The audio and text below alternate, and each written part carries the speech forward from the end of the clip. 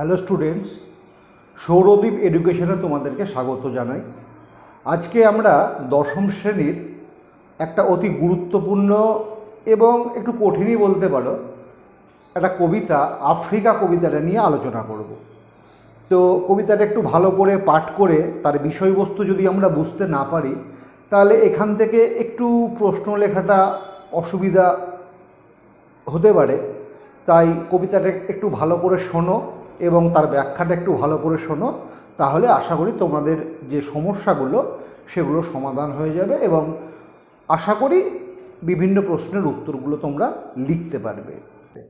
তো রবীন্দ্রনাথ এই আফ্রিকা কবিতাটি 1937 খ্রিস্টাব্দে প্রকাশিত হয় প্রবাসী পত্রিকায়, পরবর্তীকালে পত্রপুট কাব্যগ্রন্থে এটি সংকলিত হয়। তো এই যে 1937 সালে তিনি কবিতাটা লিখেছিলেন, এর পেছনে কিন্তু একটা ঘটনাকে আমরা দায়ী করতে পারি। কোন ঘটনা? যে বুঝতেই পারছো 1937 সাল মানে তখন সেই সময় দ্বিতীয় বিশ্বযুদ্ধ খুবই আসন্ন, 1939 সাল। সেই সময় আমরা দেখেছি যে মুসোলিনির নেতৃত্বে ফ্যাসিস্ট শক্তি এবং হিটলারের নেতৃত্বে নাৎসিবাদী দল কিভাবে গোটা বিশ্বজুড়ে তাদের আগ্রাসী মনোভাব ব্যক্ত করেছিল। 1935 সালে মুসোলিনি আফ্রিকার ইথিওপিয়া আক্রমণ করে সেখানকার মানুষদেরকে ক্রীতদাস করে, সেখানকার মানুষদেরকে অত্যাচার করে ক্রীতদাস রূপে বন্দি করে সেখানকার প্রাকৃতিক সম্পদ হরণ করে। এই ঘটনা রবীন্দ্রনাথের মনে একটা গভীর প্রভাব ফেলেছিল। সে সময় বলাই বাহুল্য 1935 সাল মানে আমরাও তখন পরাধীন ভারতবর্ষের নাগরিক। তাই এই যে পরাধীনতা, রবীন্দ্রনাথ পরাধীন দেশের নাগরিক হয়ে পরাধীনতার যে জ্বালা সেটা তিনি কিন্তু মর্মে মর্মে উপলব্ধি করেছেন।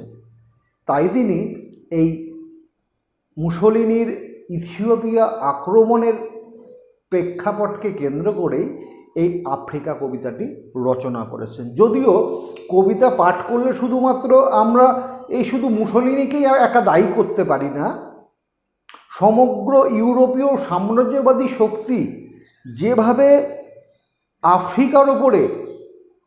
আফ্রিকাবাসীর উপরে অত্যাচার করেছে, সেখানকার মানুষদের উপরে অত্যাচার করেছে, তার কাহিনীও এই কবিতায় বর্ণিত আছে। তো চলো শুরু করি আমরা কবিতাটা পাঠ করতে। দেখো,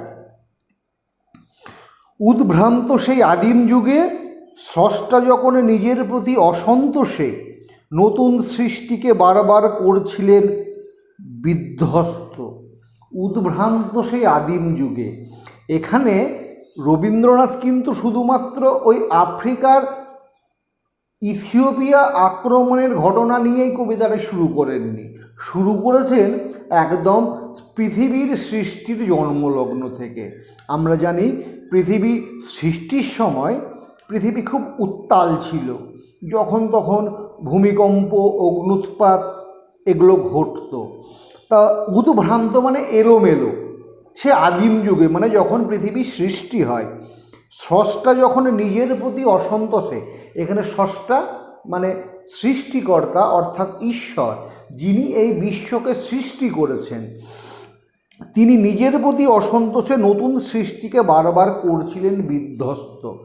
তিনি বারবার করে এই পৃথিবীকে একটা নবরূপ দেওয়ার চেষ্টা করছিলেন, কিন্তু প্রতিবারই সেটা তার মনের মতো হচ্ছিল না বলে বারবার তিনি তার সৃষ্টিটাকে ভেঙে আবার নতুন করে গড়তে চেষ্টা করেছিলেন।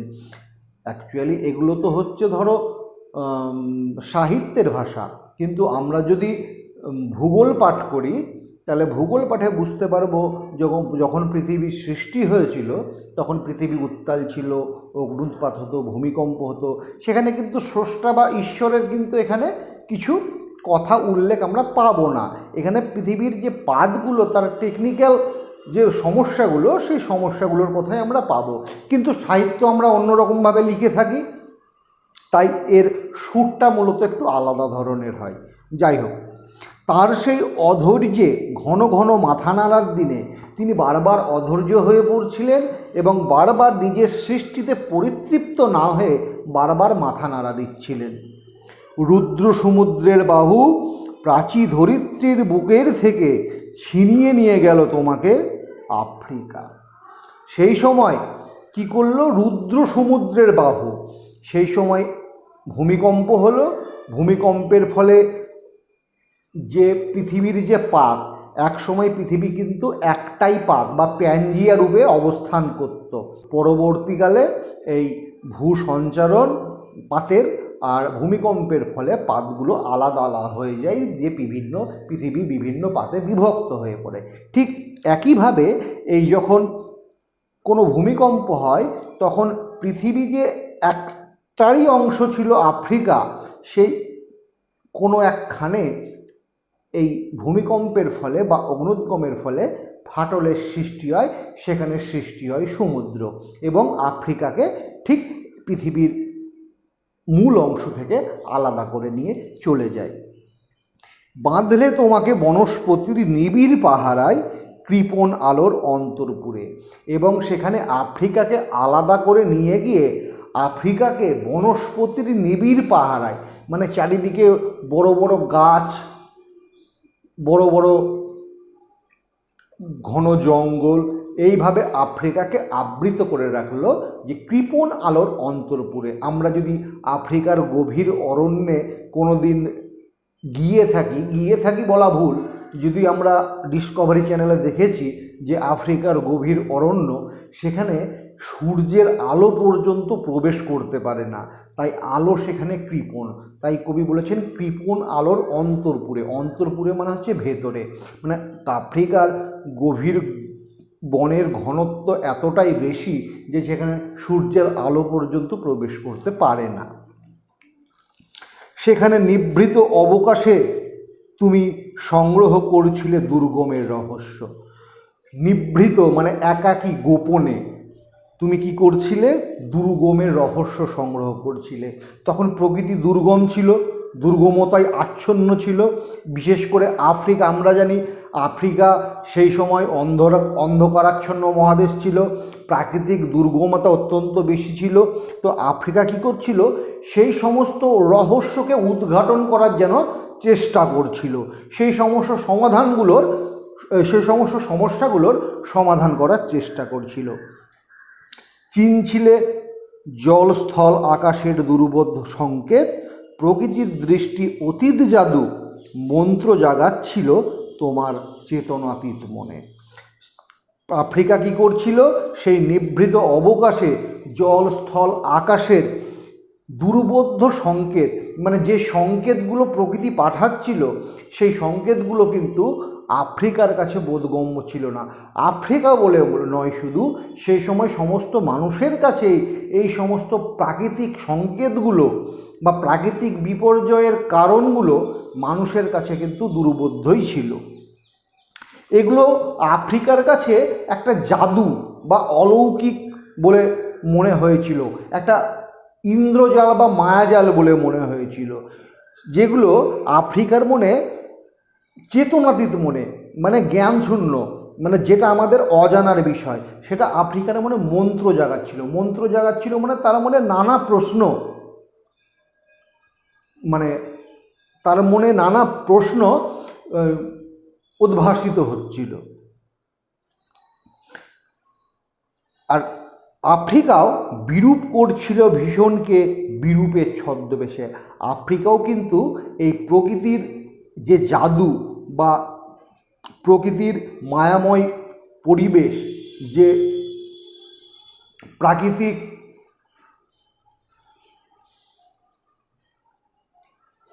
দুর্গমতা, সেখান থেকেও আফ্রিকা কিন্তু হার না মেনে সেও যেন নিজেকে ভীষণ করে, সেও যেন বিরূপের ছদ্মবেশে সেই ভীষণকে বিদ্রূপ করছিল। সে যেন বলতে চাইছিল যে আমি এই শত দুর্গমতার মধ্যেও নিজেকে প্রকাশিত করব। শঙ্কাকে চাচ্ছিল হার মানাতে, আপনাকে উগ্র করে বিভীষিকার প্রচণ্ড মহিমায় তাণ্ডবের দুন্দুভি নিনাদে। সে শঙ্কাকে মানে ভয়কে হার মানাতে চাইছিল নিজেকে উগ্র করে। কি করে? বিভীষিকার প্রচণ্ড মহিমায় নিজেকে প্রচণ্ড বিভীষিকাময় করে তোলে, তাণ্ডবের দুন্দুভি নিনাদে। তাণ্ডব মানে বলতে পারো একটা যুদ্ধময় পরিস্থিতির কথা, আর দুন্দুভি নিনাদ, দুন্দুভি মানেও হচ্ছে ওই যুদ্ধের বাদ্যযন্ত্র, নিনাদ মানে গভীর আওয়াজ। মানে একটা আফ্রিকার বুকে সেই সময় যেন একটা যুদ্ধের পরিবেশ সৃষ্টি হয়েছিল। আফ্রিকা চেয়েছিল সেই সমস্ত কিছুকে উপেক্ষা করে নিজেকে প্রতিষ্ঠিত করতে। হাই ছায়াবৃতা কালো ঘোমটার নিচে অপরিচিত ছিল তোমার মানবরূপ উপেক্ষার আবিল দৃষ্টিতে। হাই ছায়াবৃতা, আমরা আগেই বললাম যে আফ্রিকার গভীর অরণ্য আফ্রিকাকে ঘিরে রাখত, সূর্যের আলো সেখানে প্রবেশ করতে পারতো না, তাই আফ্রিকাকে ছায়াবৃতা বলা হয়েছে। এবং কালো ঘোমটার নিচে আফ্রিকার যে গভীর অরণ্য সেটা যেন একটা ঘোমটার মতো আফ্রিকাকে ঘিরে রয়েছিল। অপরিচিত ছিল তোমার মানব রূপ। আফ্রিকার যে সাধারণ মানুষ সেখানকার, বিশেষ করে কৃষ্ণাঙ্গ মানুষ, সেই কৃষ্ণাঙ্গ মানুষগুলোরও যে জীবন কাহিনী ছিল সেটা গোটা বিশ্বের কাছে অপরিচিত ছিল উপেক্ষার আবিল দৃষ্টিতে। মানে সমগ্র গোটা বিশ্বজগতের কাছে, তথাকথিত ইউরোপীয় সভ্য সমাজের কাছে আফ্রিকা ছিল উপেক্ষিত বা বঞ্চিত বলতে পারো। আফ্রিকা তো আবিষ্কৃত হয়নি, যখন নবজাগরণ দেখা গেল তারপরে ইউরোপ সহ বিভিন্ন দেশের মানুষ ভৌগোলিক আবিষ্কারে বের হন সমুদ্রপথে, এবং তারা একে একে বিভিন্ন মহাদেশ আবিষ্কার করেন। তাই এই আফ্রিকা তখন কিন্তু মানুষের দৃষ্টির বাইরে ছিল। কেউ আফ্রিকার অস্তিত্ব সেটা সম্পর্কে মানুষ অপরিচিত ছিল। এলো ওরা লোহার হাত করে নিয়ে। তারপরে যখন আফ্রিকা মহাদেশ আবিষ্কৃত হলো তখন ইউরোপীয় সাম্রাজ্যবাদী শক্তির দল সেখানে এলো লোহার হাত করে নিয়ে। কেন তারা লোহার হাত করে নিয়ে এলো? সেখানকার মানুষদেরকে বন্দি করে কৃতদাস করে তাদেরকে দিয়ে পরিশ্রম বা শ্রমমূলক কাজে তাদেরকে নিয়োগ করা। এবং আফ্রিকা বরাবরই প্রাকৃতিক ও বনজ সম্পদে পূর্ণ ছিল, সেখানকার প্রাকৃতিক ও বনজ সম্পদ আহরণ করার জন্য তারা লোহার হাত করে নিয়ে এলো। নখ যাদের তীক্ষ্ণ তোমার নেকড়ের চেয়ে, যারা এলো তাদের যে নখ, তাদের নখ হচ্ছে তীক্ষ্ণ তোমার নেকড়ের চেয়ে। মানে আফ্রিকার গভীর যে অরণ্য সেখানে নানা হিংস্র জীবজন্তু আছে, নেকড়ে হায়না থেকে শুরু করে নানা প্রজাতির হিংস্র জন্তু। তো তাদের যে তীক্ষ্ণ নখ, তাদের নখের থেকেই তীক্ষ্ণ নখ ওই সেই মানুষগুলোর। এলো মানুষ ধরার দল। কবি এদেরকে মানুষ ধরার দল বলেছেন, কারণ এরা এসছিল সেখানকার মানুষদেরকে কৃতদাস রূপে বন্দি করার জন্য। গর্বে যারা অন্ধ তোমার সূর্যহারা অরণ্যের চেয়ে। আফ্রিকার গভীর অরণ্য, আগেই বললাম সূর্যহারা, সেখানে যে নিকোষ কালো গাঢ় অন্ধকার, তাদের থেকেও তাদের মন গর্বে অন্ধ, গর্বান্ধ। মানে তারা তথাকথিত সমাজে সভ্য বলে পরিচিত, তাই এই সভ্যের গর্বে তারা যে অন্ধ, সেই অন্ধের যে পরিমাপটা কবি বলেছেন সেটা আফ্রিকার গভীর কালো বা নিকোষ ঘন অন্ধকারের চেয়েও বেশি। সভ্যের বর্বর লোভ নগ্ন করল আপর নির্লজ্জ অমানুষতা। যারা তথাকথিত সভ্য মানুষ নামে পরিচিত, সভ্য সমাজের বাসিন্দা নামে পরিচিত, তারাই কি করলো? তারা নগ্ন করলো, মানে প্রকাশিত করলো তাদের নির্লজ্জ অমানুষতা বা নির্লজ্জ মানসিকতাটাকে তারা তাদের আফ্রিকার বুকে প্রকাশ করে দিয়ে গেল। কিভাবে?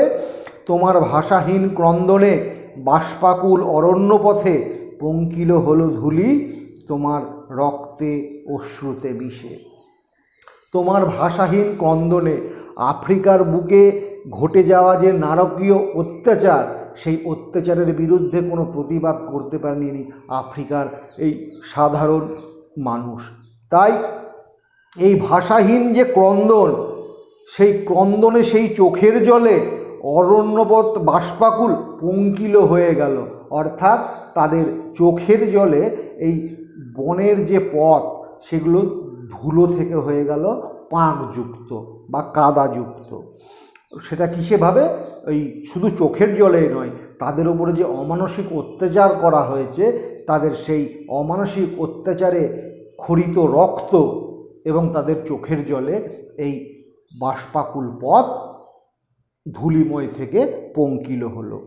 দস্যু পায়ের কাঁটা মারা জুতোর তলায় বিভৎস কাদার পিণ্ড চিরচিহ্ন দিয়ে গেল তোমার অপমানিত ইতিহাসে।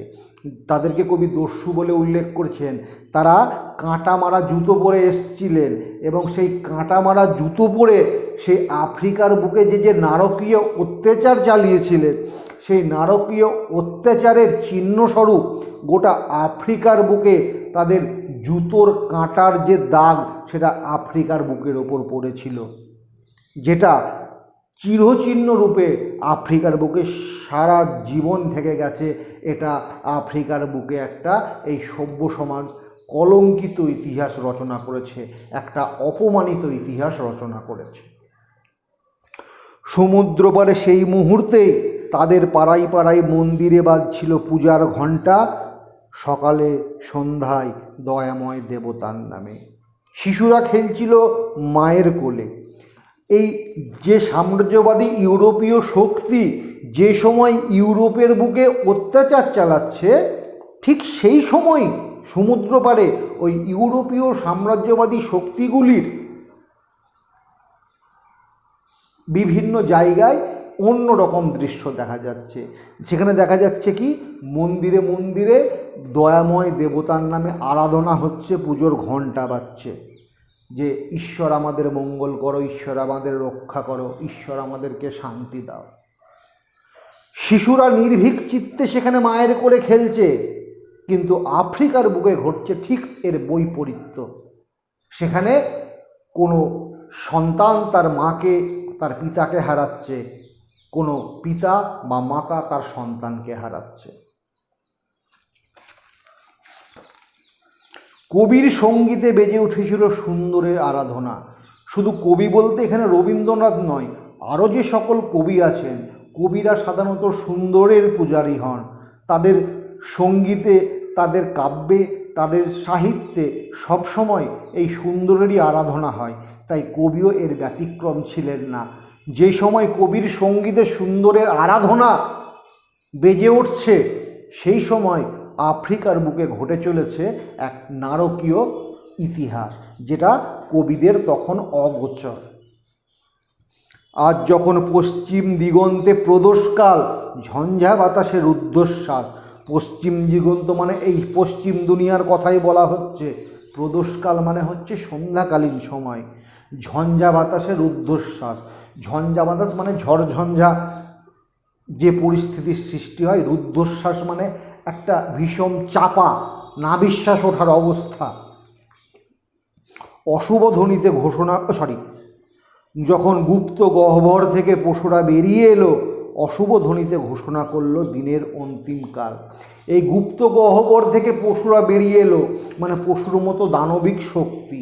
এখানে পশুর মতো দানবিক শক্তি বলতে মানুষের মনে জমে থাকা যে পাশবিক চিত্ত, সেই পাশবিক চিত্তটাই তারা এই আফ্রিকার বুকে প্রকাশ করলো এবং তারা দিনের অন্তিমকালটা, শেষ মুহূর্তটাকে একটা অশুভ ধ্বনিতে ঘোষণা করল। তাই কবি এখানে আরও যে সকল কবি আছেন তারা যুগান্তের কবি। যুগান্ত মানে যারা যুগের পরিবর্তন ঘটাতে পারে। এসো যুগান্তের কবি, আসন্ন সন্ধ্যার শেষ রশ্মিপাতে দাঁড়াও ওই মানহারা মানবীর দ্বারে। কবি বলেছেন যে সন্ধ্যায়, যে সন্ধ্যাকালীন মুহূর্তে আফ্রিকার বুকে এইরকম নারকীয় অত্যাচার, এই রকম নারকীয় ইতিহাস রচনা হয়েছে, সেই মুহূর্তে, সেই সন্ধ্যাকালীন মুহূর্তে কবি ওই সকল কবিকে মানহারা মানবীর দ্বারে দাঁড়াতে বলেছেন। এখানে আফ্রিকা একটা দেশ, কিন্তু কবি এখানে আফ্রিকাকে বলেছেন মানহারা মানবী। কবি যেন আফ্রিকার মধ্যেও প্রাণ প্রতিষ্ঠিত করেছেন এবং মানহারা মানবী বলেছেন, মানে যে নারী মান হারিয়েছে। তাই এখানে আফ্রিকার বুকে একটা কবি মানবী রূপ উপস্থাপন করেছেন এবং বলেছেন যে বলো ক্ষমা করো। কবি সমস্ত কবির হয়ে তিনি বলতে চেয়েছেন যে আমাদের উচিত সেই সময় আফ্রিকার পাশে থেকে আমাদেরকে ক্ষমা চাওয়া উচিত। কারণ আমরা তো আফ্রিকার বুকে ঘটে যাওয়া যে এই অত্যাচারের বিরুদ্ধে তো সরাসরি কোনো প্রতিবাদ করতে পারিনি। তাই আমরা সভ্য দেশের নাগরিক হয়ে অন্তত আফ্রিকার কাছে এই ক্ষমা প্রার্থনাটুকু করতে পারি যে আমাদেরকে তোমরা ক্ষমা করো। সেই হোক তোমার সভ্যতার শেষ পুণ্যবাণী। আমরা যদি আফ্রিকার কাছে নতমস্তকে ক্ষমা চাইতে পারি, সেটাই হয়তো এই সভ্যতার বুকে সবচেয়ে পুণ্যবাণী রূপে প্রতিষ্ঠিত হবে। এই হচ্ছে মোটামুটি কবিতাটার বিষয়বস্তু। কবিতাটা একটু ভালো করে পড়বে। তাও যদি কোনো লাইনে অসুবিধা থাকে আমাকে কমেন্টে জানাবে, আমি অবশ্যই আবার চেষ্টা করব সেটাকে আরও ভালো করে আমার সামর্থ্য অনুযায়ী বুঝিয়ে দেওয়ার। আর যদি আমার বোঝানোটা ভালো লেগে থাকে তাহলে একটা লাইক এবং তোমাদের কাছাকাছি যারা বন্ধু আছে তাদেরকে একটু শেয়ার করে দাও, সবাইকে দেখার সুযোগ দাও। আর অবশ্যই চ্যানেলটিকে যারা নতুন দেখছো তারা সাবস্ক্রাইব করে রাখো পরবর্তীকালে আরও নতুন নতুন ভিডিও পাওয়ার জন্য। ধন্যবাদ।